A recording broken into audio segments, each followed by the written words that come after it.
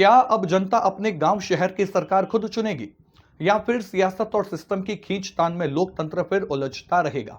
नमस्कार, आप देख रहे हैं अतुल्य बीकानेर न्यूज चैनल। मैं हूं आपके साथ न्यूज एंकर राजा सांकी। आज राजस्थान की सियासत में जो फैसला आया है उसने सिर्फ एक आदेश नहीं दिया, बल्कि पूरे प्रदेश की राजनीतिक धड़कनें तेज कर दी हैं।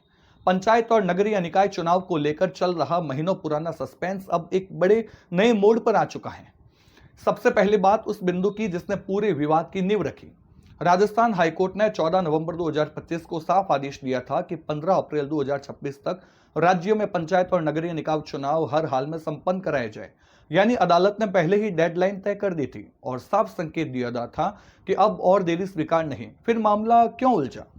इसके बाद राज्य सरकार ने अदालत में दलील दी कि चुनाव समय पर कराना मुश्किल है, क्योंकि प्रदेश में भीषण गर्मी और लू, आगामी मानसून की परिस्थितियां, वार्डों का परिसीमन और सबसे अहम ओबीसी आरक्षण की प्रक्रिया, इन सभी वजहों से प्रशासनिक तैयारियां पूरी नहीं हो पा रही थी।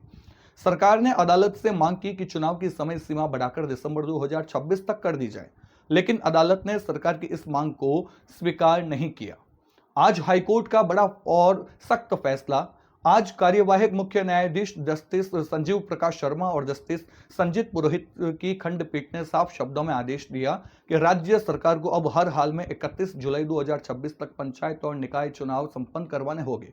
अदालत ने यह भी कहा कि लोकतांत्रिक प्रक्रिया को अनिश्चित काल तक टाला नहीं जा सकता और जनता को उनके प्रतिनिधि चुनने का अधिकार समय पर मिलना चाहिए। अदालत में कौन कौन रहा पक्षधार वो भी बताते हैं। इस पूरे मामले में अदालत में जोरदार बहस हुई। मूल याचिकाकर्ता गिरिराज सिंह देवंदा, अवमानना याचिका दायर करने वाले कांग्रेस नेता संयम लोढ़ा, दोनों पक्षों ने चुनाव समय सीमा, आरक्षण व्यवस्था और प्रशासनिक तैयारियों को लेकर अपने अपने तर्क रखे।